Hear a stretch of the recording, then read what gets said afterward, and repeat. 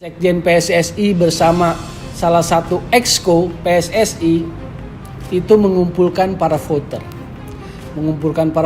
Jadi melakukan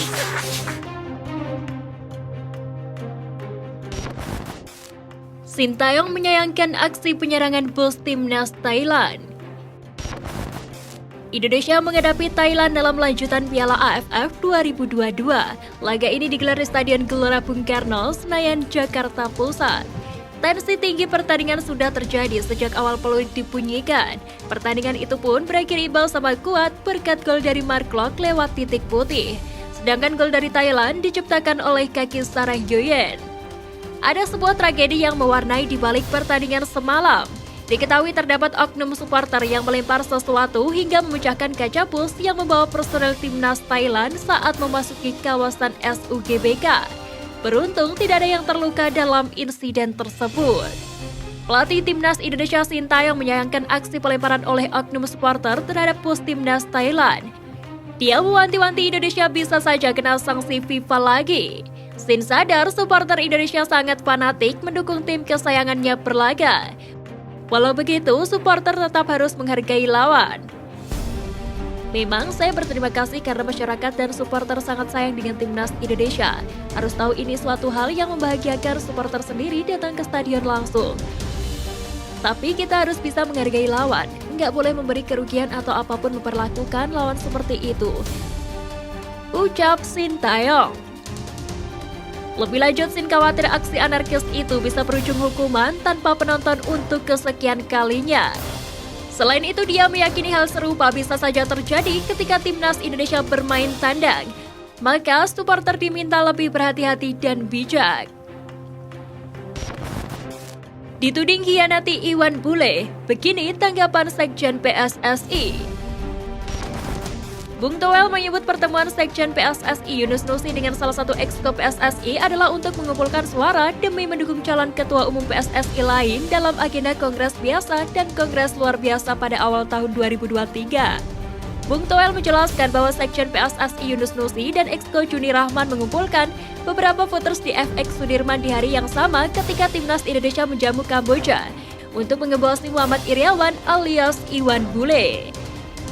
Isu liar itu pertama kali disampaikan pengamat sekaligus komentator sepak bola Tommy Welly alias Bung Toel melalui kanal YouTube pribadinya Gojek Bung Toel pada Rabu 28 Desember. salah satu exco PSSI itu mengumpulkan para voter.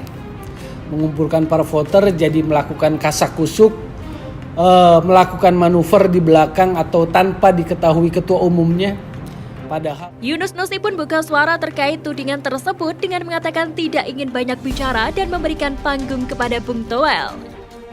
Saya tidak mau berkomentar dulu, intinya jangan kasih panggung ke Bung Toel, kata Yunus Nusi kepada awak media di SUGBK pada Kamis 29 Desember.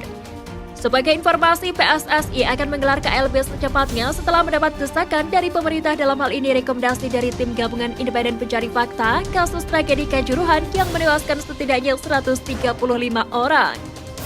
Keputusan menggelar KLB dengan agenda pemilihan Ketua Umum pada 16 Februari 2023 mendatang disetujui setelah Iwan Bule menggelar rapat dengan Eksekutif Komite pada 28 Oktober lalu.